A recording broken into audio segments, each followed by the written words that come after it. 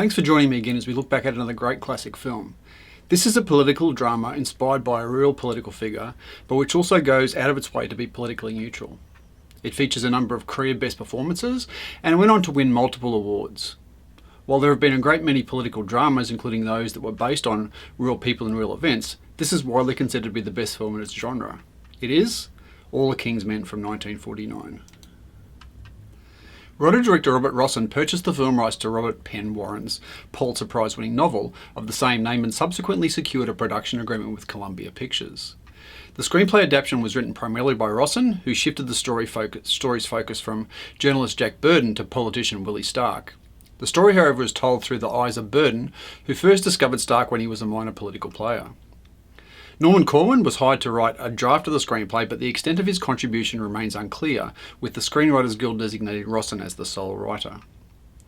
While the film is not a retelling of the life of Huey Long, it is significantly influenced by it. Long was an extremely popular and influential politician who was a Depression-era critic of Franklin D. Roosevelt, and whose assassination prevented a likely 1936 presidential challenge. Rossen showed his script to John Wayne, who felt it smeared the machinery of government for no purpose, degraded all relationships, and is populated by drunken mothers, conniving fathers, double-crossing sweethearts, bad rich people, and bad poor people, if they want to get ahead. He accused Rossen of wanting to make a movie that threw acid on the American way of life, and said to his agent, "You can take this script and shove it up Robert Rossen's derriere." Needless to say, he didn't take the part. Harry Cohn wanted Spencer Tracy for the role of Willie Stark, but Rossen disagreed, fearing the audience might like Tracy too much. Humphrey Bogart was also considered before the role went to Broderick Crawford, who up until that point had played a lot of tough guy roles in mostly B pictures. During casting, McCambridge got angry with the producers when she and the other actresses were kept waiting during open auditions. She stormed out of the office, but they called her back and offered her the role because of how much she resembled Sadie. John Ireland was cast as the journalist narrator, and his wife Joanne Drew played his love interest, who later falls for Stark. When filming began, only one script reading was permitted, as Rossen was looking for spontaneity from his cast. Shooting took place at various locations in California, using local residents, some who were given speaking parts, to get a more natural and spontaneous effect. According to Broderick Crawford, the unspoken law on set was that no one was to mention the name of Huey Long. Though to prepare for the role, Crawford watched newsreels of him.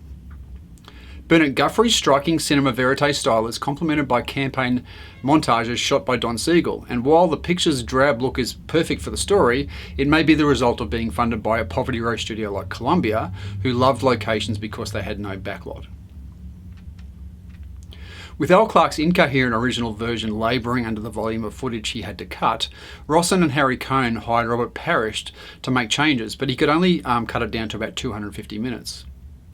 Cohn had planned to release that cut before Rossen had Parrish cut it to just the centre of each scene, regardless of what was to follow. This led to a choppier but shorter film, and a style which not only saved the film but impressed Academy Award judges, resulting in both Clarke and Parrish being nominated for Best Editing. On its release in 1949, it was critically and commercially successful, with Bosley Crowther writing, "Mr. Rossen has assembled this starkly unprettified film, a piece of pictorial journalism that is remarkable for its brilliant parts."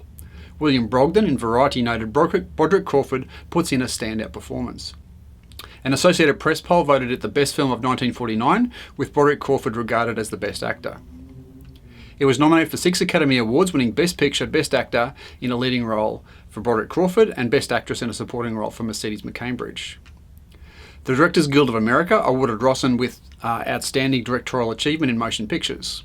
It won Golden Globes for Best Picture, Best Director, Best Actor for Crawford, Best Supporting Actress, and Most Promising Newcomer for McCambridge, Best Original Score, and Best Black and White Cinematography. It won Best Film at the New York Film Critics Circle Awards, with Crawford and McCambridge winning again for their performances. It was nominated for a Golden Lion at Venice, and Rossen took out the Writers Guild of America Awards for Best Written American Drama and the screenplay dealing most ably with the problems of the American scene. The film contains dual messages of the dangers of dictatorship and the dangers of democracy, especially the temptation to regard winning elections rather than actual representation as the ultimate goal. Ironically, Columbia broke ties with Rossen after he refused to answer questions from the House Committee on Un-American Activities in 1951. There are obvious similarities to Citizen Kane, but they are vastly different films, and comparisons actually diminish both films.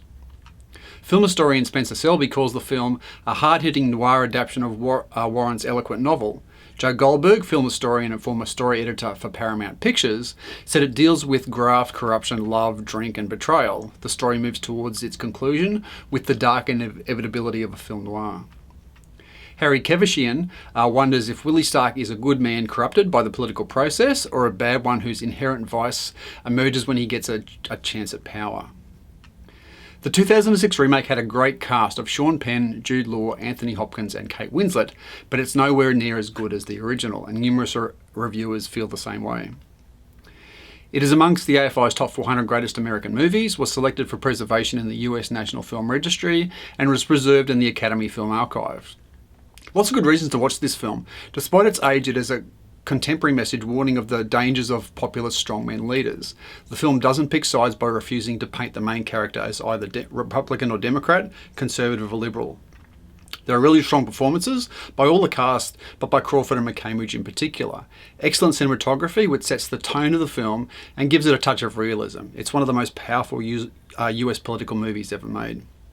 So, what I'd suggest you do is that you go to our website, find our virtual screenings page, find the link to this particular film, definitely click on and watch it. We'd love you to come back, let us know your thoughts about the film, and if you recommend it for others as well.